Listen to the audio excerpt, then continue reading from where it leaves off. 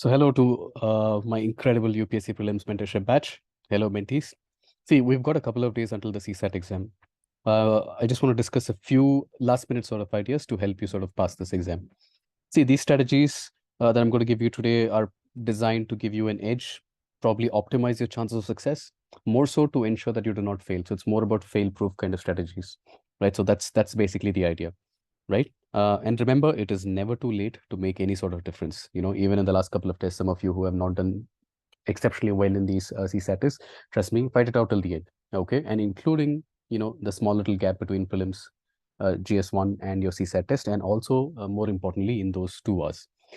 More of what I'm going to discuss is what to do in those 2 hours to ensure that you make yourself fail-proof. At least give yourself that chance. Okay, so that's that. And again, I'm grateful to all your dedication and resilience all the way till here. Whatever I've given you, you've been able to actually deliver. Okay, and you've been very consistent. You've been very organized. Okay, even now. Okay, reach out if you need any sort of support.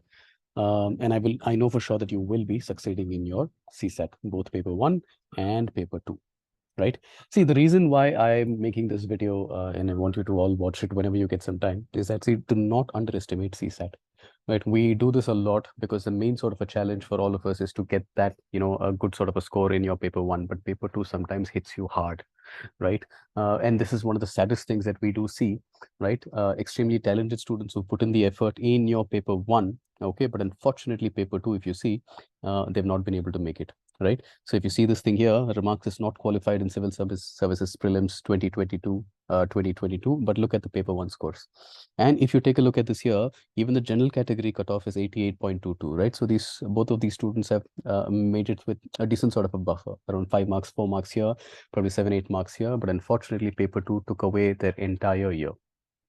Okay, so this is very sad, and this is not what or where you want to be.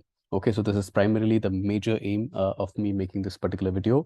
Okay, I know that you put in a good amount of effort, but again, let's not underestimate it. Okay, the fight has to be all the way till 4:30 p.m. and not necessarily till 11:30 a.m. if that makes any sense, right? In this regard, okay, you all know, right? So it is reading comprehension, logical reasoning, quantitative ability, or RC, reasoning, and your quant, right? So 3 major sort of sections, right? By now, all of you know what is your strength and what is your weakness, right? Each and every one of you knows the strengths and weakness. Okay, so depending upon this, you've got to sort of, finalize the kind of timing that you want to give for each of these sort of sections, right? Overall, if you see, and by the way, this analysis is not done by me, right? So I just want to clarify, this picture that I've taken is freely available in Google Images. Okay, so it's not mine. And I also want to acknowledge this is PT's IS Academy. Okay, and you can go and check out the website and whatnot. But there's useful sort of analysis here. So if you take a look at this, reading comprehension generally is around 28, 27, 25, 30, 26. So in and around, 28 to 30. Okay, you can keep it as that, right? Similarly, basic numeracy and maths, this is more of quant, right? So 30, 30, 30 something, 30 something, and so on and so forth, right? So the ratios are more or less intact, right? So, and the rest of it is going to be your logical reasoning, right? Logical reasoning was around 9. It's not necessarily 9 because you had a lot of data sufficiency questions, right? So these are essentially the blocks that you have. Okay, so around 30, 40% kind of weightage is basically what you have. Now that you know your strengths and weakness by now, okay, and at least you sort of categorize them, right? So this is basically where I want to start, this is basically where I want to go next, and this is essentially what I want to sort of like finish towards the end, right? So once you have that clear, okay, make something like this. Now, this is one way to go about this. Okay, another way, a lot of students basically go, and not many, right? So you basically go from 1, then you try your 2, and go all the way till 80. Okay, this is another sort of an approach. Okay, now you guys know, I generally am not a very big fan of this particular approach, right? Because overall, you're not going to be able to attempt, sometimes you don't even reach all the questions. So what happens is that maybe you've actually tried, maybe around 60 something questions or 50 something questions. Maybe there are a lot of easy chunks here which you have not been able to see. So again, I would suggest that you find out which is your easy. So for instance, if I can give you an example, let's say you are very good at logical reasoning and you want to sort of maximize your score here, go ahead. Okay, and second might be something that is quant. Okay, and then third one, even if it is like under pressure, you might be able to do your reading comprehension, go with it. So again, it really depends on your strength and weakness. Some of you want to also choose that So the idea majorly should be that you want to maximize the the number of attempts and number of marks in the very first half an hour, in the very first and 1 hour, right? So let's not put that off, okay? And then in the next half hour, you just try to fight it out as much as possible. So these are the kind of things. Now, even if it is reading comprehension, logical reasoning, and so on and so forth, in most of these things, you will have easy, medium, and hard questions, right? So you have your easy, you have your medium and hard questions. At least do the easy and medium, right? So here, reading comprehension, even if you don't get time, ensure that easy and medium are done. Okay, quant, right? So easy and medium, okay, please, these things you want to sort of focus on, right? So easy, medium, and hard. So these things you might want to leave. So hard, even if you don't get time or you're not able to solve, that is fine. But the easy and medium, wherever it is in these 80, you want to sort of scan through, search, and get there, okay? Because those are the low-hanging fruits. Overall, I will discuss a couple of sections just to sort of like keep you, just to refresh your ideas of what we have discussed and best sort of methods to do this. See, when it comes to reading comprehension, okay, there are a good number of sort of passages. First thing, I want you to, instead of like looking at the very first passage and solving, please look through and scan the questions. Okay, scan the passages, not only the questions, or the passages also, right? So I'm not, just to save time, I'm not changing this here. Okay, you guys know what I'm talking about. Passages. Okay, prioritize the passages based on your comfort level, right? I'll exactly tell you what it is. Okay, and then skim through. Firstly, you should know what is this topic about. Is this about like bio? Is it about this? Is it about that? And then based on the understanding of your passage, you basically get to the questions. See, when it comes to the reading comprehension section, easy, medium, and hard, I was telling you, right? See, when you go through these, even with regard to the passages, mark them as like A, maybe easy, medium, okay, B, and C, even if you don't get time, okay, or if you have extra time, okay, spend a little more time here. But the hard ones are generally are the ones that are going to take you a little more time than what you would probably take for your easy and medium, right? Now, see, easy ones are always there when it comes to reading comprehension. Even if English is not your forte, reading comprehension, may easy questions will be there. And I generally like to think of easy questions as those questions jahan pe, let's say, there are many topics that you read in the newspaper quite often, or it is part of a syllabus, right? So anything regarding agriculture, or anything regarding economy, sustainable development, right? These kind of questions are something that you're very, very comfortable with. Okay, so the same length of the passage, you will be able to read it, understand it, and even comprehend it much quicker. Even the questions, you will have some sort of an idea, right? So it becomes a lot easier. Mediums are the ones that, maybe you understand the passage, or so let's say you want, it is a kind of a topic that you are comfortable with, but maybe, the jargons and the vocabulary, the language, those kind of things are probably the ones. And when it comes to the hard ones, it could be sections like philosophy, last year also there was a question, right? It was something about the children, they are, I think what I'm talking about, right? So there was one of those kind of questions here, um, and they'll have questions about like what exactly does happiness mean. So this is not that you don't know what it is, right? But it is not your opinion that is being asked, but what exactly is the opinion of the author, right? So that takes a little longer for me. Okay, now for you it might be something else, right? So for all of you, you should know which one it is. Easy and medium, please go for it. Okay, and please go for it first, right? So that is that. Now, in order for you to maximize your score in, let's say, a topic like your reading comprehension, you still have to understand there are some questions that cannot be answered based on the passage, the explicit content that is given in the passage. So meaning there are questions jahan pe you have to go beyond the passage.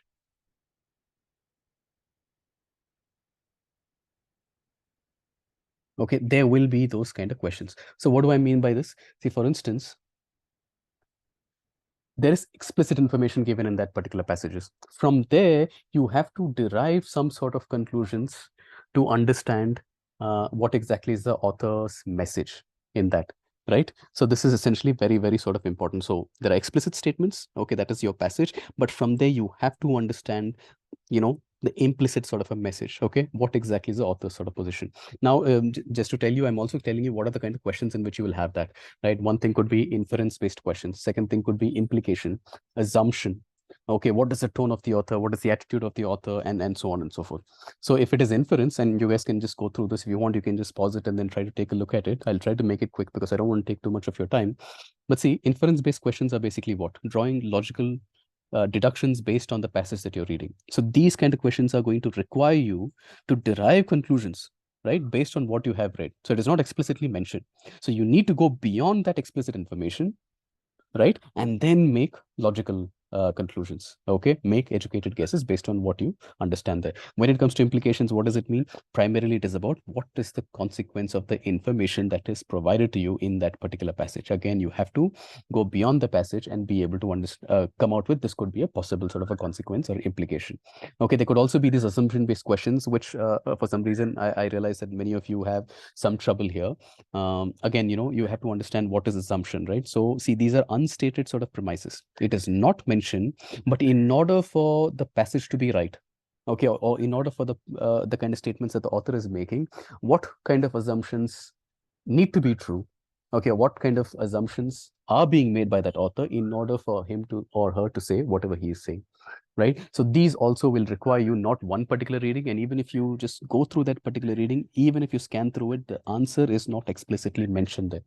Okay, where is the answer? It is only in the 4 options that is given below. Similarly, the tone, the attitude. For this, what do you have to do? You have to basically go through and try to, look for clues in those word choices that the author is making. Look at the language used by that particular author, right? With that, you will be able to analyze, okay, the overall tone of that particular passage. So these are the kind of questions that will probably take you a little longer than what the easy and medium questions should probably take you, right? So again, so plan accordingly. In case you're very, very low on time, do not attempt this just like you're giving the same amount of time for the other questions. In case you're attempting this thing, please give that extra 30 seconds.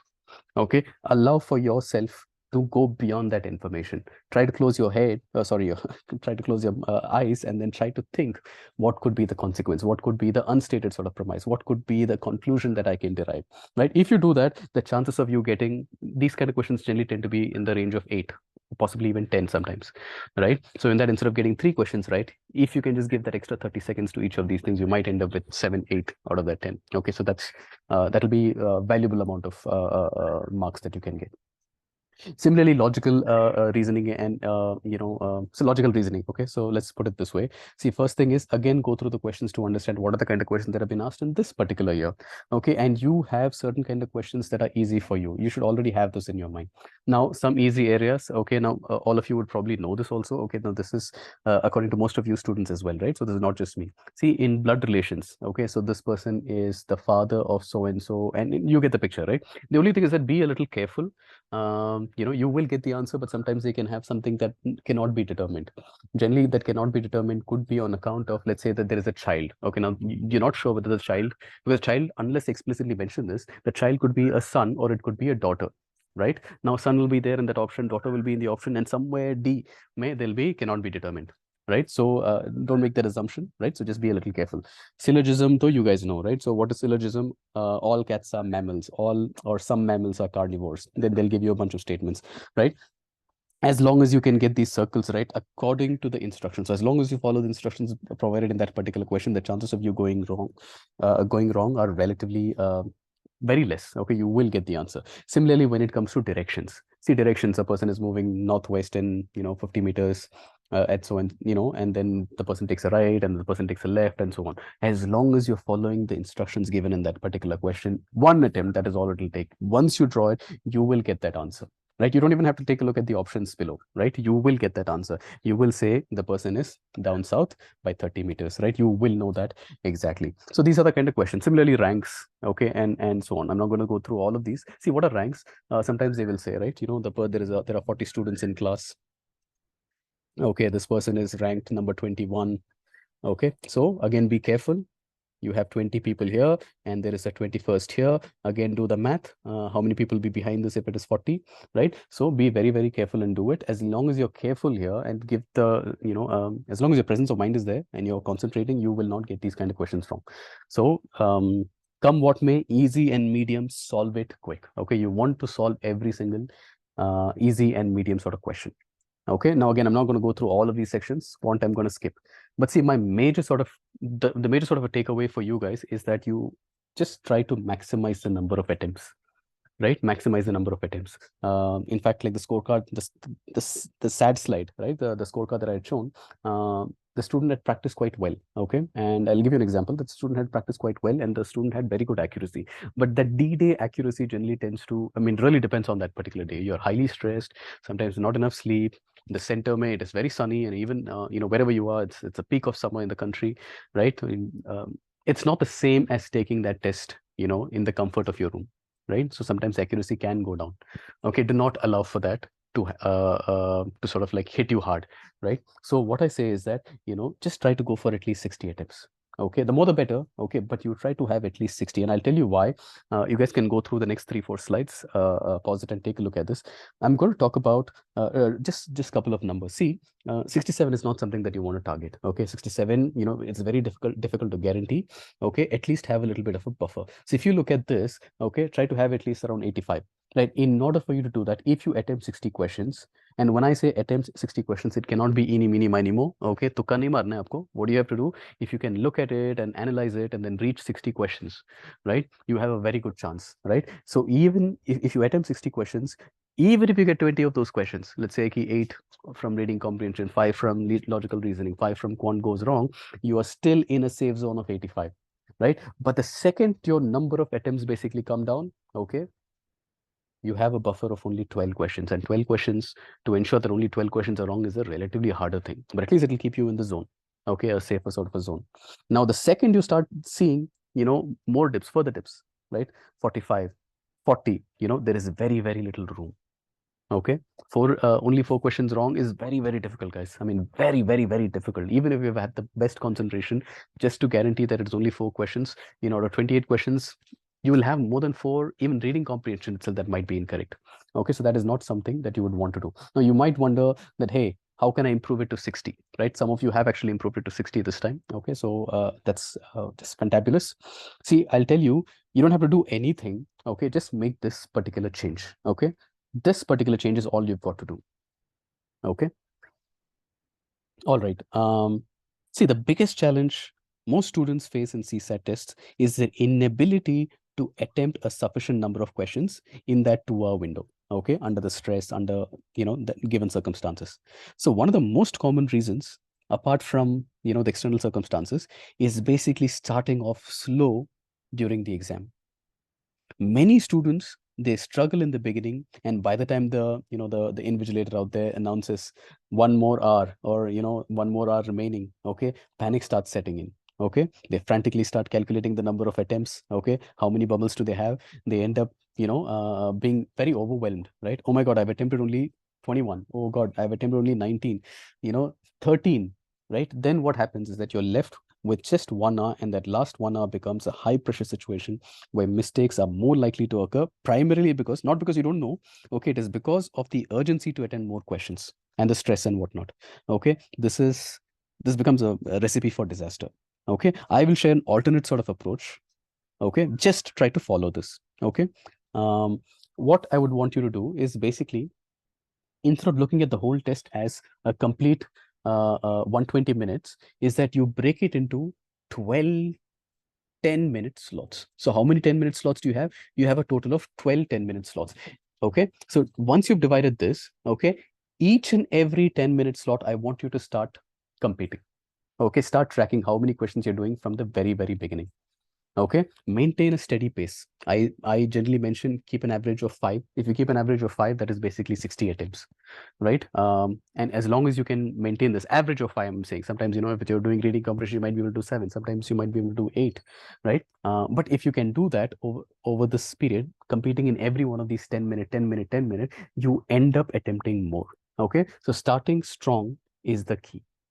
Right? See, this is one of the students who was not able to attempt. And by the time it is 34th, we tried something new, which is basically this 10-minute window kind of an approach. And even in the beginning, you start realizing that in the beginning, you're not attempting too many, right? You're starting off slow, maybe you're reading slower, okay? Or you're taking up some harder sort of questions, or you just don't have that sense of urgency in the beginning. Okay, and that puts you in a much more difficult situation. This is, let's say, some 3-4 tests later, you start seeing that 4 attempts, 6 attempts, 5, 4, 6, and you can see a good chunk. So you're spreading yourself a lot better here. And even in the first hour, if you see, there is a good number of attempts that can give you it can put you in a very good spot in the very first hour itself, right? The second hour, you're just trying to maximize. Okay, I've done my best. Okay, now all I got to do is keep that momentum going. Okay, so a very, very important sort of a thing here, right? So this does not take anything anymore, right? All you've got to do is start competing. every single 10-minute slot. And I'll tell you, this is very, very useful, and I would implore, I'd really request all of you to sort of try this. So I have another sort of an example just to make my point. See, these are 4 different tests, mock tests from our prelims mentorship students. See, the student was doing really well. So this is 18th April, test number 18. This is basically 25th, 28th, and 2nd May. So this is basically like just around 2.5, maybe 3 weeks, right? The number of attempts were 45, 41, and so on and so forth. Scores might be good. Accuracy is definitely good. But the entire target that I generally try to place is that, you try to get to that 60 attempts within a very, very short period of time. The students, so see if you can see this here, the 10-minute window method. Okay. The same student who was not able to sort of like, go above 45, 46 kind of attempts has now been able to sort of reach 54. And I think this is the very first time that the student has breached the 60. Why so? Again, if you go back here, you can actually see it is because in the very first hour, you have a lot more productive thing, right? In case you have not done well in a particular test, if you can do this analysis, you will see that yahan pe in the last half an hour is your most productive. At the same time, you have the most number of wrong, which without the stress, without the sense of urgency, you would have actually had a better chance of cracking this. So this is my major sort of a point for in 2-3 days, please just do this. Okay, even if you can just do in that exam hall, don't think it is going to take you extra time to sort of keep track. No, keep tracking. Okay, compete in every single 10-minute window, and that will increase your attempts. Now, if you can attempt that 60 questions, the chances, probabilistically speaking, of having 20 questions wrong and still being in that safe zone, can you imagine? Right, that can put you in a very, very good position. Okay, paper 1, you've done excellent, right? The amount of effort that you put in, let's not allow CSAT to sort of like spoil the party. Right? So that is that. Otherwise, most important, it is the right mindset. So have that positive attitude, right? Stay focused, be positive, be mentally prepared that you will see questions that'll be a bouncer. Okay. Sometimes you do get stuck. Okay. You do get stuck. What do you do? Okay. If you do get stuck, right? Stick around for it for 2 minutes. That's it. Move on.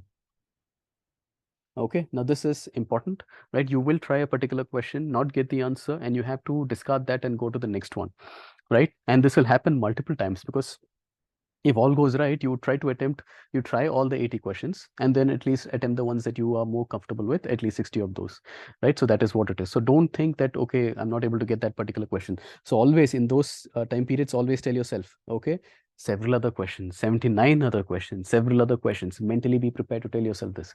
Because what generally tends to happen is that, there are some questions that are so dangerous that end up giving you a false sense of hope. I'm not writing the whole thing, but I hope that you guys understand. It will lull you into believing that if I invest 30 more seconds, okay, I will get it. If I invest 1 more minute, abhi aa gaya, right? And this, before you know it, you're done 7 minutes and you're still not able to get the answer. And I'll tell you why. It is not that, the question is beyond you. And that particular time period is not happening. And the more you invest your time there, you will get that exact same train of thought. But let's say you have time to come back to it. Okay, you will come back fresh. Okay, you will be able to find another one. There are many times you try the same question and you're not getting the answer. You try it again, you still get the exact same wrong answer that you were getting. Okay, so this is danger. Okay, so please stay away from this.